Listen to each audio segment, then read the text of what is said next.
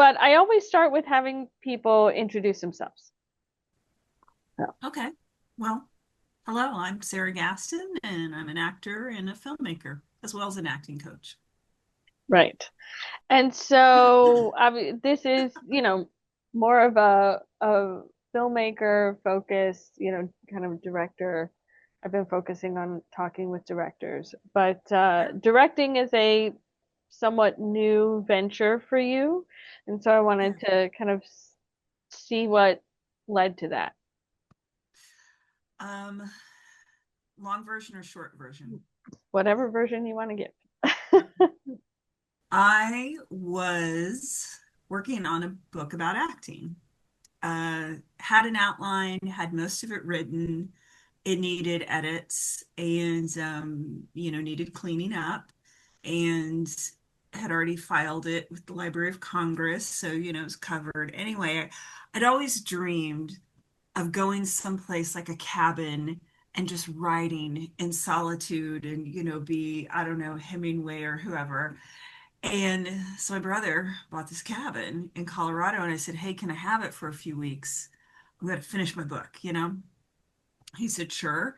And it was, at the tail end of the cold season. So, it'd be free for summer months. Anyway, so I took several days to drive to Colorado, which is where it is, and, made a lot of pit stops and took my time and checked some things out.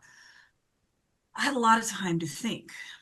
And I found that rather than thinking about the book, I kept thinking about an incident that my sister had told me about that happened to her when she was young. And I started to speculate about all the possible repercussions of that. And it was when I was really becoming uh, enlightened about the Me Too movement. And we were on the verge of coming out of lockdown. So we'd been, sitting around only communicating on the internet for the most part. And I just couldn't get this idea out of my mind of this seemingly little incident shouldn't matter, that didn't matter, that's no big deal, could have gone very badly. And in fact, probably did matter in a way that she just never ever wanted to look at. And so I found over the next few weeks as I'm working on this book, I kept seeing storyboards in my head and I kept seeing visuals, and it just all of a sudden started to become a moving picture. And I just and I tried to talk myself out of it. I was like, you don't know what you're doing. You've never directed before. You've never wanted to direct. What are you thinking? But I just couldn't stop thinking about it, and I couldn't stop talking to people about it. And then I was like, hey, there are these grants. Well, I've never written a grant. You've never written a grant. You don't know what you're doing. Well, I guess I'll find out. I guess I'll write a grant. And then I got the grant. Anyway, it was just kind of like, it just was just one thing after another showed up that showed me the way. And then I just realized I've been preparing for this my whole life. It was always there. This was just the time it was going to hatch. So now it's ending the tail end of like a 2-year festival run. And I was estimating over the weekend it's probably been in like 18 festivals. So it has won some, you know, prizes and not prizes, awards, and still making an impact. That's awesome. And this is your short. I was gone for a while. I was gone for a while. Yes. Yes. Yeah. Well, it's interesting because so much of what you were just talking about just always makes me think about the creative process and how it's a level of insanity. It's Yeah. it's a version of schizophrenia where people you start seeing visions and characters start talking to you, and I'm Mhm. certainly not Mhm. trying to belittle mental health at all, because I've certainly dealt with my own issues, but it sounds crazy. I mean, it sounds crazy, but that's definitely how I feel as well about the the creative aspect of writing and conceiving and directing a project, and you kind of have to like become a vessel, and in many Yeah. ways, as you were saying, you had been planning for that because as an actor, you were a vessel for these characters that you were portraying. And so I'm curious how directing feels different, or does it fulfill you in a different way, or does it feel more like an extension, or just describe what directing brings. Um, yeah, that's such a great question. Um, so I've been creative my whole life and, writing and doing art and playing music and writing songs and all these things. And so I always had that creative drive in me. But it wasn't until I took my first acting class when I was in high school that I was like, oh, this is like all the things. This is writing and it is music and it is self-expression and it is painting and it's all these different aspects rolled into one because it's my whole body. Now my body is the tool. It's not an instrument. It's not a pen. It's not a paintbrush. And it felt like all of it. It felt like everything. And then now that I've directed, it's just like almost like I've really enjoyed swimming in lakes my whole life, but now I have the whole ocean to swim in. And I just have so much more control. And I am perfectly happy as an actor to be invested in somebody else's vision. But the just the excitement and the level of play available putting together a film is like another level. And it doesn't feel contradictory to me, and people say things like, "Oh, I guess you're a director now." I'm like, "No, no, no. I'm an actor. I'm always going to be an actor. That's not going anywhere. I just have this new body of water to play in." So it's gratifying too because as an actor, I'm at the mercy of the script and the director. And so um, whatever part I'm given, I'll do the best I can. But this allows me to amplify my voice about issues that I think need to be highlighted versus I'm going to be in somebody else's vehicle, which may or may not do that. And so, I mean, obviously, this project and your next project, Coyote, have a kind of a message, or are more politically driven or informed, or things like that. How do you balance yourself in telling stories that have a kind of a purpose and an impact, while also still serving as stories and entertaining? Um, it's a really good question. Um, because entertainment is an odd word to me. Um, I think any movie or television show, in the best sense, takes somebody on a ride and shows them a world they might not have seen otherwise.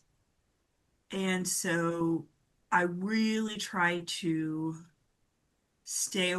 have tried to stay away from anything that's too heavy-handed, that leans towards being didactic, that leans towards saying this is good, this is bad, this is right, or this is wrong. It's just like, this is a situation, and this is how this situation is unfolding.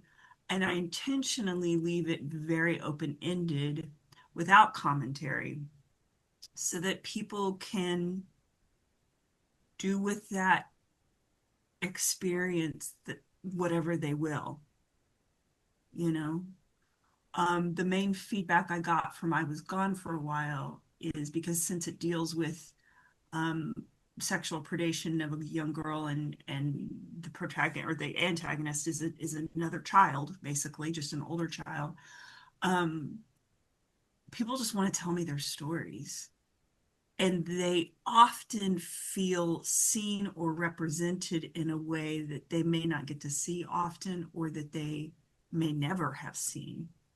um and so that's where I think it has value, if that makes sense. Yeah, no, I think it's really powerful and shows the power of what this medium does. And I think the idea of keeping things open-ended is is, smart, but I think it also is a nod to the reality that your audience is bringing something to the table. It's not just when you're a filmmaker, it's not just this is the story and this is how I'm telling it, and you as the audience consume it.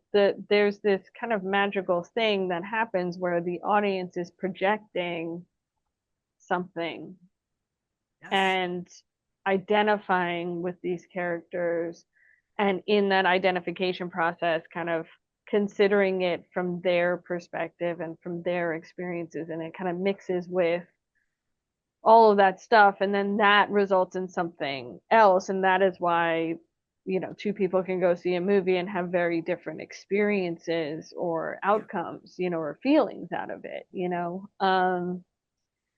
and so I think it is, especially when you have something that is informed by something that is a little bit more message oriented, or at least, speaks to something leaning towards that, that you want to leave room for that audience, because you you can't control that. Like you. Yeah. Yeah. Yeah. And that's why I try to keep things very open for that reason. I don't want to tell anyone this should be your experience. Mhm. Right. It's Right. just this here is an offering that you can take and use with as you wish. Yeah. And I agree with you in the sense of entertainment. I mean, you and I have spent the last couple of times we've seen each other talking about Hamnet, and like Hamnet is not entertainment. You know what I mean? Like I Right. cried so hard, and Mhm. I saw this thing on Instagram where people were showing, after they wrapped the day at the Globe, and they're like Jesse Buckley and Paul Mescal are like carting the little boy out, and they're all jumping around on stage, and the and the comment is like, this was not my experience of the end of this movie, but the actor, you Right. know, Yes. but the actors are clearly, like rejoicing, and all this stuff. And I thought that was such, it was just so funny seeing that. And I think that again, we don't, I mean, yes, there is an entertainment value. We have to be hooked into and invested into whatever the story is. It has to be interesting enough,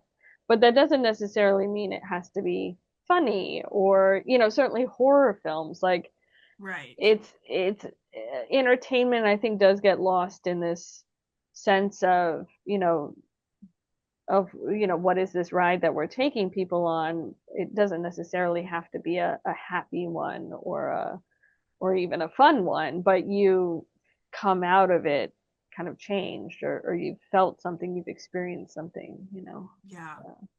Yeah. When I first uh, took acting classes in high school, I had extraordinary teachers. And one of the first things I learned about was the Greeks and the idea of catharsis and the scapegoat, and the idea that you go through this communal experience, and you've purged something in some way, and you can let it go. And certainly I think we both experienced that with Hamnet. Just it was, yeah, what did it feel great? No. Did you get a catharsis? Absolutely. And so that's the I think the value of drama. I mean, I love to laugh. I love comedy. I was asked recently at this last film festival, could you direct a comedy next? So You're like, nope, sorry, that's not in the pipeline. I mean, I directed comedy in the fall. Wasn't mine, it was somebody else's. But yeah, I think even writing that roller coaster of emotion, especially with a group of people, so that you have this communal experience and that you do walk away somehow affected is just about the most magnificent thing in the world besides love. Yeah, yeah, You know? agreed. Well, from all of these, kind of as a director, do you feel like you have a particular superpower? Oof. Um,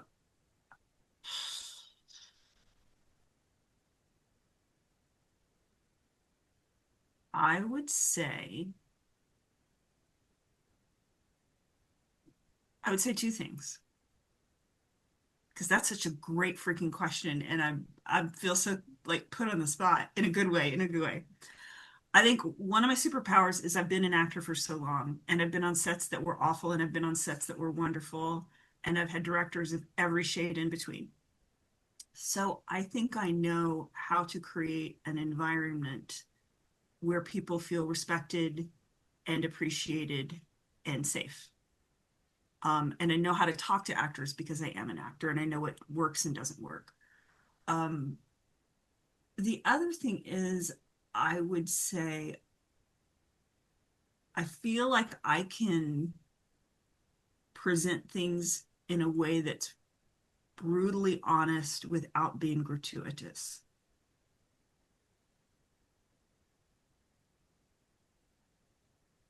Very cool. Yeah. And so, what is something that you're working on? Do you still have that, you don't know what you're doing kind of gremlin? I mean, obviously you push through that anyways. I think we always still have that. I mean, I still have that gremlin, but Yeah. um, what are some of the things that you're kind of specifically trying to tackle right now with your work and process? Um, well, we're in the final days of post on Coyote. So that was a huge learning curve. I feel like I really, if I didn't earn my stripes with I Was Gone for a While, I earned my stripes on this one. Because other than somebody getting really hurt, which I got more hurt on that set than anyone else, um, I would say it just, I just realized how much I don't know, you know, and that you can plan as carefully as you can and things will still happen, and how you behave and cope with that is cannot be underestimated, you know. Um, so I don't know if that answers your question, but that's really what came to mind for me. So, out of that kind of learning experience, how would you approach the next project? Well, the next thing I'm planning on doing, I'm gonna try to do it a little more guerrilla style. Um, very, very, very, very minimal anything. Um, I'm gonna try to direct and act at the same time. On a period piece. Um, and just what I really want to do, honestly, is develop more of a cinematographer's sensibility because I've always thought in pictures, and but I just don't know the mechanics of it a lot. So now what's really interesting to me is understanding more about what the camera can do. This is one of the reasons I love Martin Scorsese so much, even though a lot of times I find his characters very unsavory or his stories very unsavory. But when I saw The Age of Innocence, which I've watched over and over, which at one point I had on VHS, girl, um, he wasn't filming a play. He was showing us things with the camera that told us where to focus and told us what to care about in a way I hadn't seen anyone else do. And they're just specific things like a close-up of setting the table or a close-up of Newland's boutonniere, or the way you would see somebody else at the opera through the lens of like an opera glass. So I'm really interested in learning more about that. I got a lot of ideas from Hamnet. So if you see a bunch of stolen shots in my next thing, you'll know where it came from. Did that answer your question? I Yeah, mean, I no, could absolutely. wax Absolutely. on. Yeah. No, yeah. Well, and it also brought to mind that moment, and certainly I don't know Age of Innocence as well as you, but I remember very distinctly, I think it's towards the end of that movie um where Daniel Day-Lewis just touches Michelle Pfeiffer's hand or wrist or something. It's like there's this like brief moment and like and that's it, Mhm. you know? Yeah, And that's yeah, all they're ever gonna get. yeah, And yeah. So yeah, it yeah. was There's this. yeah. Oh, sorry. No, no, yeah. No, there's this incredible moment toward the end where his son says, "Oh, I made an appointment to see your old friend, Madame Olenska," and then he just freezes because like it's your whole past coming up into the present, and he thinks about it, and then he leans his head back, and I guess she's closing the window a little bit, and so the light reflects off the glass of the window onto his face, and he just kind of basks in that for a moment, and then he says, "I'll meet you upstairs," and then he walks away, and you know that he will. But it was so perfectly done, and it didn't need to be said, which a lot of early, I think, young directors and writers overtalk. They want to tell us, they want the characters to talk about how they're feeling. It just showed us some images, and we knew exactly what was happening, and that's just magic to me. Yeah. Yeah. No, no, you're right. And it's funny too, as a writer, because, and I was telling this to my students in directing class last week, I always write all this dialogue, and then when I'm in the editing room, I cut all of my dialogue out, Mm-hmm. because it Yeah. is such a visual thing. And I do think the read is different than, the visual, like once you have the visual material. And it's still hard for me kind of uh letting go of that in the script phase, even though I know it's like I know I'm going to get rid of it, but I can't get rid of it in the script phase yet. I'm struggling with that, but Well, you got to start with your block of marble and then chip away. right, You know, right, yeah, yeah. you really do. There's a in Coyote, there are three female characters. One never says a word, Mm-hmm. but she's as important, and her storyline is as important as anyone else's on screen. But we didn't need it, Mm-hmm. And I think about that, and I think about how powerful she is um, in it, the actress, and uh, it's Angie Sandoval, and I keep forgetting she has no dialogue, but she does everything. She does everything we need, and it's a very, very little dialogue. It's very, very Kelly Reichardt-esque, but you just don't need it. Not Yeah, all the time. Not all the yeah. time. It's interesting. I have a bit of a love-hate aspect because I do still like dialogue and I do still like dialogue heavy films, Mm-hmm. and I enjoy it. Uh, but then I'll watch something without dialogue or with minimal dialogue, and it, like you said, it can be so powerful and it can convey so much. And then there are other films where there will be minimal dialogue, and I don't feel like I'm understanding, you know what I mean? And then I get Sure, frustrated. And then I'm sure, not sure, is that what I'm supposed to be getting? Am I supposed to feel like the lack of dialogue is a like, is it an intentional kind of block, right.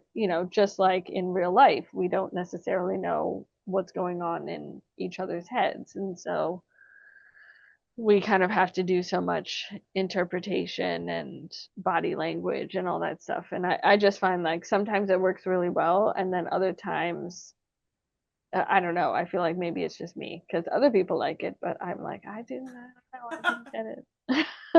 Well, I think for me, like just to make a distinction, I think there's a difference between like this dialogue, this conversation is important. Like in women talking. That's literally all it is. And that's very important in that movie. She said there's a lot of talking, a lot of explaining. I just rewatched all three Lord of the Rings. Yeah, you got to explain what the heck is happening. For me, it's when a director doesn't trust his audience. So the characters have to either say everything they're feeling or indicate everything they're feeling. And I think also that can be, I don't trust my actors to actually Hmm. act Hmm. and to get the job done, you know? Um, so I think that's where when I see, it's the same thing when I see a scene, meaning a frame that just lingers and isn't afraid to linger. Like in 12 Years a Slave, when he's on the rope and can barely touch the ground, and that scene goes on forever, and it was agony. And I think that's important Right. And because it should very be. purposeful. Yes. Yeah. Yeah, Yeah. You can't look away from yeah, that. Yeah. yeah. Yeah.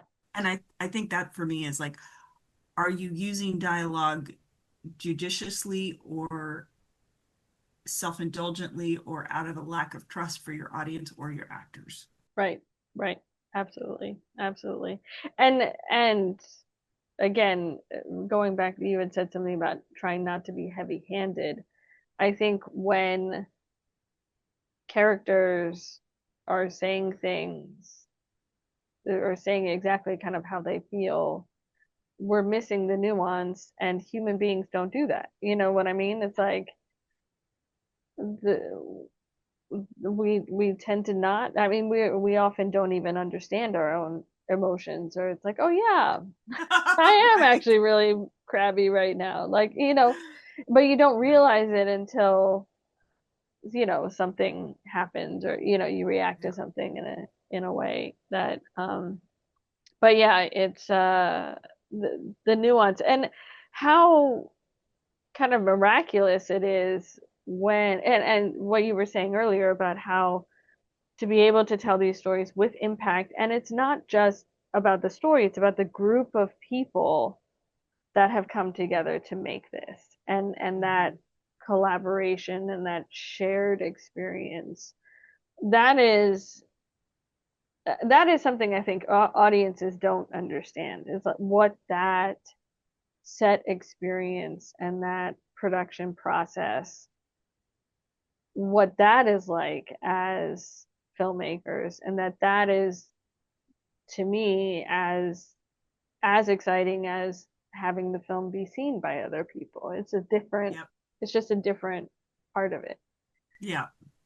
No, I used to say that as theater. It's like I almost loved rehearsing more than performing because I loved like it was a team sport and we're all like making discoveries together and figuring it all out. And then we get a result and that's great. But I just love the process of Yeah, figuring it out. yeah. No, that is exciting. Is there something that you feel like you always have to have on set, or has that changed moving from acting to directing? Like, is there something that you need with you, or I know I pretty much always need coffee or Diet Coke. right, right? Um, something that I always need to have. Oof, I'm not real clear on what that means. Can you ask it a different way?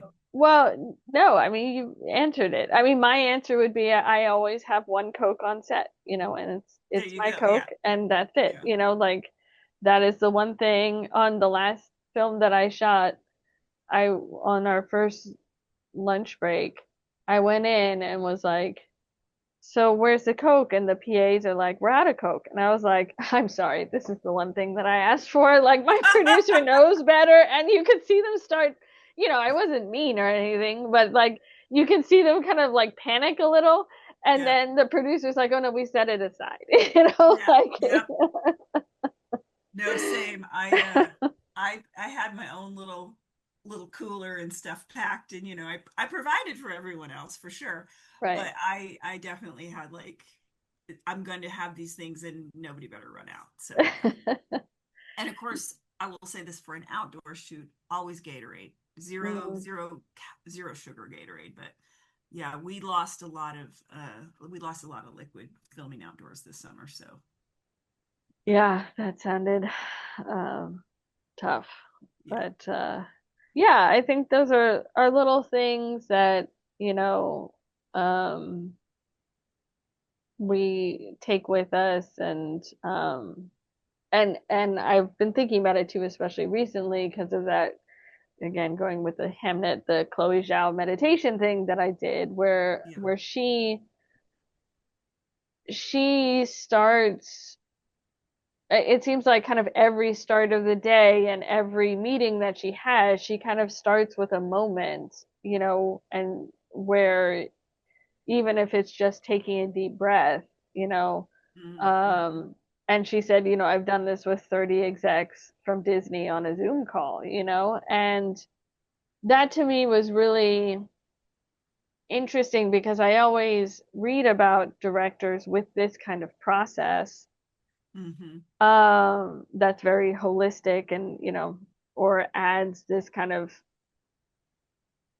element to it, and I feel like I have that in my own individual process, but then even when I get to class or when I get to set or whatever, it's like, okay, when now we have to like get down to business, and I tend to kind of speed run through everything that we need to Mm. get to. And she was challenging us in this meditation, and not necessarily to adopt her process, but more just to think about how can we treat this collection of people that are coming together in this moment uh, Mm-hmm. in a way that kind of invites them into that collaboration. And she said, look, not everybody has to participate. She doesn't force everybody to do it, um, but it was important to her. And so I've just been thinking a lot about kind of what is it that because it speaks to me in some way, but I haven't quite figured out what it is that I want to do or what that looks like. Because I tried getting my class to like take a deep breath, and like that was okay, but I just haven't continued doing it. So it doesn't feel like something that's really going to stick. But I don't, yeah, I've just been sitting with that and thinking about what it is that I want to do. For some reason, it feels even more vulnerable to me than handing over a script. It's like, what is, it's like, what is this Yeah. collective moment? And so do you do anything like that on set or before your classes or? Yeah, I love that you are bringing this up because I worked with a female writer director years ago named Barbara Sundstrom. She did faith-based films, and we'd all get in a big circle and she'd do a prayer. And I didn't really feel comfortable doing that because I thought that's just not, people have different feelings about that sort of thing. But what I always do at the beginning of class is I share a quote, and I always say it's time for the wisdom, and I will share something um, inspirational from all sorts of sources, and then just talk a bit about how we can use whatever that wisdom is in our work that night. And on the films, usually people are busy in their little departments and doing kind of stuff. And I don't want to pull people away from that, but I I always have a cast huddle, Yeah. And just get us all kind of in the game.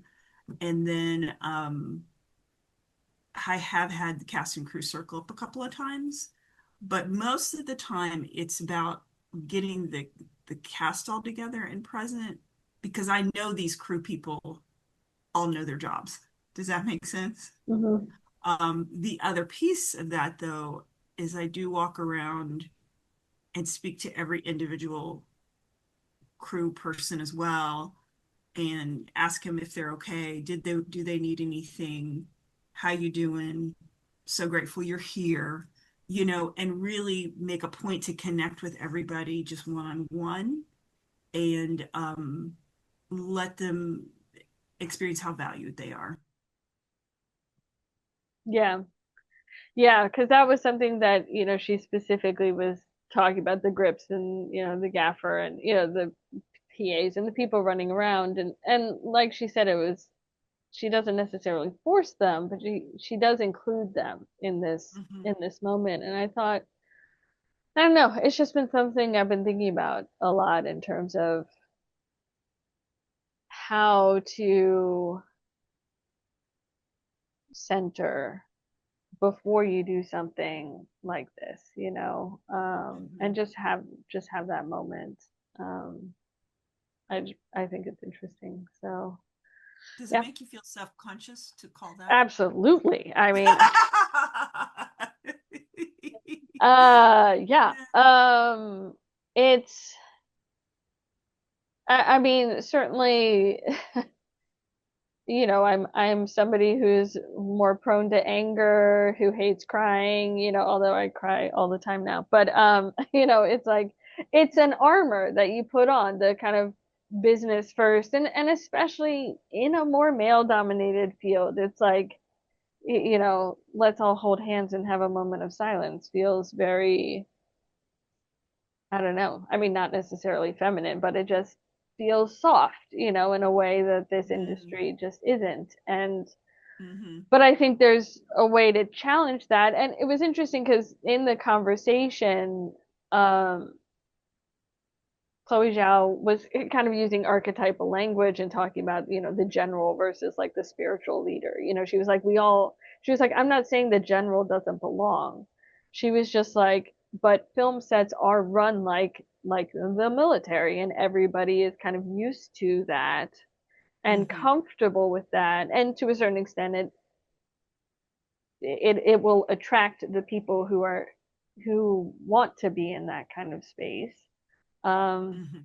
and she was like, but I feel like there's a way that there can still be more balance to that. She was like, the general needs to be there. She was like, because when you're running out of time, you need somebody who can be like, okay, this is how we're going to get it done. She was like, we can't just be communing the entire time. We have to get Right. the work done. And so I really appreciated that perspective.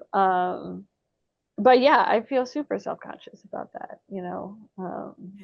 And it's something that I've been in these last couple of years that I've been doing more, with Mustang Martha being a bigger project and needing to pitch more and needing to look for bigger money. I'm encountering a lot of my own kind of self-doubt or things that Mm. feel like, those gremlins of like, you don't know what you're doing and you've never Yeah. played in this field. Um, and it happened recently last week at a Zoom where I asked a question and I kind of just like rambled and was like, I'd love to have a friend who's a billionaire. I was just kind of like, you know, Lost your mind. very frustrated, and the panelist was very patient and was basically like, thank you for admitting all of that in front of all these people, in a Zoom, but please don't frame it that way. He was like, you have to build on what you've already. He was like, you know, ha- do you feel like you've created a meaningful community? Have you created meaningful work that has had an impact? Do you value the people in your life? And I was like, yes, yes, yes. And he was like, so you're just, he was like, you can't just throw that all away, because you're trying to get here. And, so it was just a lovely reframing, but I don't tend to, my mind, that is not the first place my mind goes to. Yeah. So, so yeah. And I also don't want to play the bimbo either. You know what I mean? Where it's like, oh, I don't know what I'm doing. Please help me, kind of thing. I want to be confident.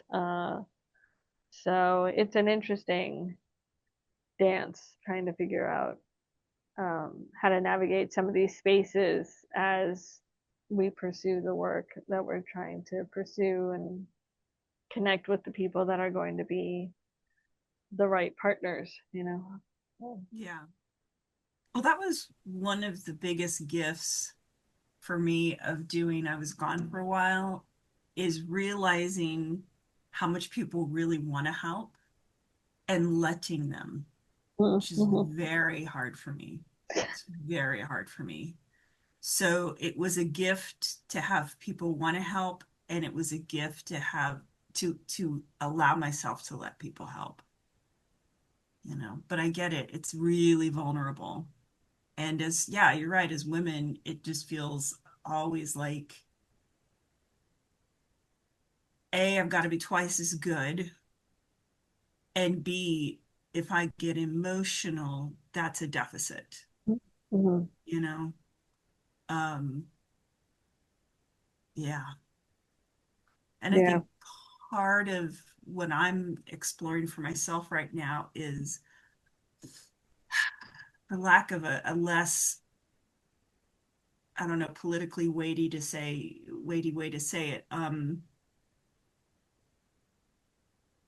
taking my power back from the patriarchal framework that gives me that message. That vulnerability is weakness, right? That softness is weakness, that kindness and gentleness is weakness. And yeah, for me, I'm just really working on taking all that back and going, it's okay if I cry in front of you. It's okay if I'm soft in front of you. It's okay if I, you know, share that I'm scared in front of you. It's okay to share that I don't know in front of you because I know that I have an iron will and that is not an admission of weakness. And if you would perceive it that way, you'll probably find out different.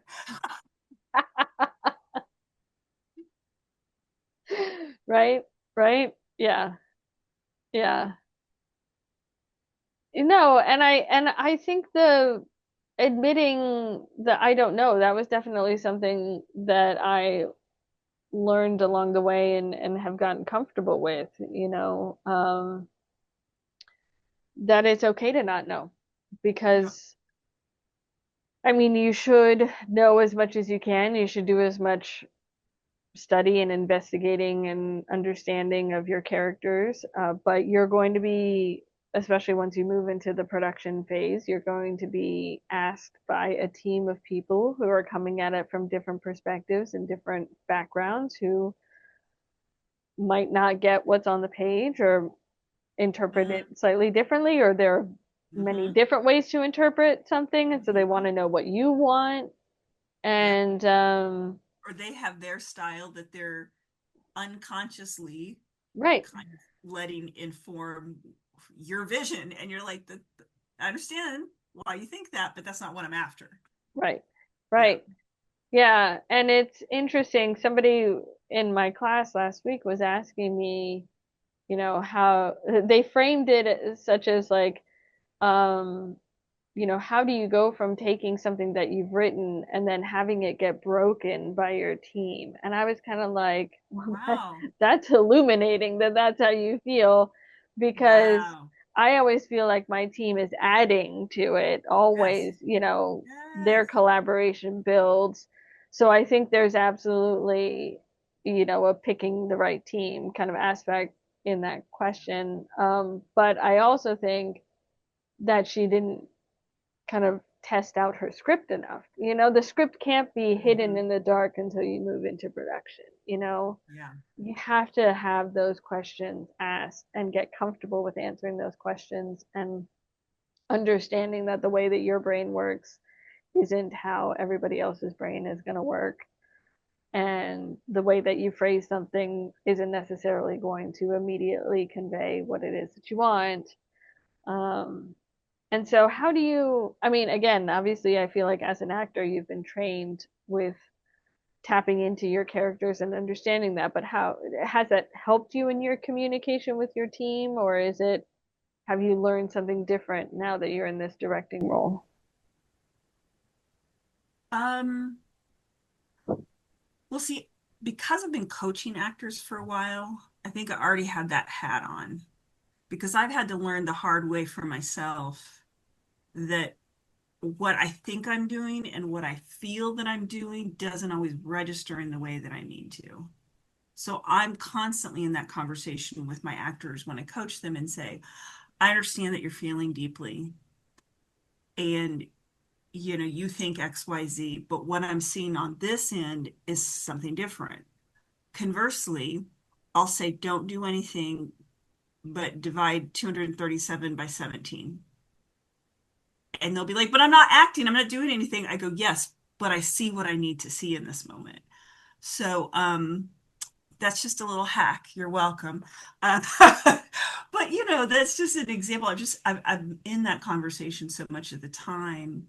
What I have learned though, is always have a table read, even if you've got a locked script, because I make assumptions about the way people are going to prepare based on the way I prepare, which is word perfect, you know, uh, character arc developed, like all the things. Like I do all my work. It's a theater thing. You have to come in packing your own shoot, and not everyone works that way. And I found out like you don't want to show up on set and find out somebody else has got a different process that's going to make it longer to get the shot because and I do tell my students this all the time, your director isn't going to teach you how to act. They're not going to teach you what to do. They're going to film what you do and make adjustments. And just not everyone comes it prepared in the way that I imagine everybody will come. Does that make sense? Yeah, no, and it raises interesting questions. I don't know if you've watched it, it hasn't been marketed very well, but the other weekend we ended up looking at this Disney Marvel, it's a Marvel series, but it's called Wonder Man. Hmm. And I don't know what the original material is. We've only watched the first couple of episodes, but the main character is an actor Hmm. in the movie industry, and the opening sequence is him in his trailer preparing for the scene, and then he arrives on set and he's a day player in a TV show, and he basically has one line and then he gets killed, and like that's all his scene is, but Yep. he's asking all these questions and what's the relationship between me and the person coming in the room, and at first the questions are like, oh, that's interesting, and it actually kind of like brings some interesting things, and then it just keeps going where, like you said, it takes too long and they end up firing him without even like shooting the scene at all. Yeah. And Yeah. your comment about like I just need you to divide 237 by 17, it reminds me of a story that I heard about Marilyn Monroe with Billy Wilder, I think, where she did all her homework and she did all this studying, and she was and she was finding her motivation, and there was this scene where she had to like walk across the room, open a drawer, shut it, and then leave, and she Yeah. kept on being like, what's my motivation, what's going on, all this stuff. And eventually Billy Wilder was like, I just need you to walk over there, open the door, shut it, and leave. And like he was like Yeah. like, Yeah. and because she was getting too into her head Yeah. about it. And you're right, there is this job when you are a director where it's kind of like you are, I mean, it's a great way that you phrased it. You are filming what the actors are doing and kind of adjusting to it. And there's some homework and rehearsal that you can put into it. But But how do you, I mean, even from a storytelling standpoint, it's such an interesting and stark kind of way of looking at it, of going from all the deep homework motivation to being like, nope, I just want you to think about your grocery list, and like Hmm. put it together. Yeah. Like, and I'm curious about what that is, what, I don't know. How do you determine that, or like, How do I determine yeah, yeah, that? I suppose because I recognize the symptoms of when an actor's working too hard. Um, because I come from the theater, and so, my very first real stage was 1,000 seat auditorium, with an orchestra pit and this really tall apron, and we had to do this, and so it's taken me years to, first of all, to bring it down to like a black box style, like we have here a lot in Houston, and you do with smaller theaters, and then even more with film. And so, you know, I do everything I can to give an actor something to think about so they will not start doing something, which, if anyone's ever studied with me, they're going to get very confused, but I want to make a distinction. So, we always need to be doing something as actors because people are always doing something, right, and right, so that's when we get into objectives and, tactics and all those things. But if I see somebody up there working really hard to be worried, I'm just like, what are you doing? I'm making that face. And just like, what's something that worries you? Oh gosh,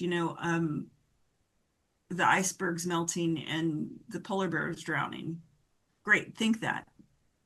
And then they think, I'm not doing something. And I'm like, you are. You mm, are. You're sorting out a problem around the destiny of mankind. That's all you need to do in this moment if you're worried about the polar bears, right? I say that because that's something I'm worried about. Um, but yeah, we, especially in our modern age, we live in our heads. We live here. This is where everything is occurring for us. Because we're not out, fighting saber-toothed tigers and, bringing down mastodons and harvesting the wheat with our hands in baskets. And so everything is up in our minds, but people don't pay attention to what's going on up there, you know? So a big thing is just helping people to be mindful so that they can stop whatever this little hamster wheel is doing and say, just think about this situation. Just think about, you know, I've got to get my toothbrush out of the drawer or whatever, right? Rather than why is my character going to open the drawer? What's her dark secret that makes her averse to opening drawers or something like that? yeah. Oh, No, it's well, I mean, I could always talk to you for hours, but I do have a class I have to go to. okay. So I wanted to wrap it up with kind of a fun question, Okay. which is, what is something that people would be surprised about you, Sarah Gaston? Something that, Um, well, if you follow me on Instagram at all, you know that I have a new little bunny. I love bunnies. I've had bunnies my whole entire life. The Easter bunny brought me my first bunny when I oh, was like 3 years old. wow. Um, so I love bunnies, and Kevin, who is my bunny that I have now, lives in my house with me. I love the very human name, Kevin. Yes. Well, he was adopted. He had been in a couple of other homes that he was rejected from, and I have a feeling whoever named him that was thinking of Home Alone Yeah. because he is adorable and likes to stir shit up. So you'll have to bleep that out. I don't know. But yeah, I have a bunny named Kevin. That's maybe something people don't know about me. Oh, yeah, awesome. Well, thank you so much. This is always Thank fun you. I to talk know. with Well, you.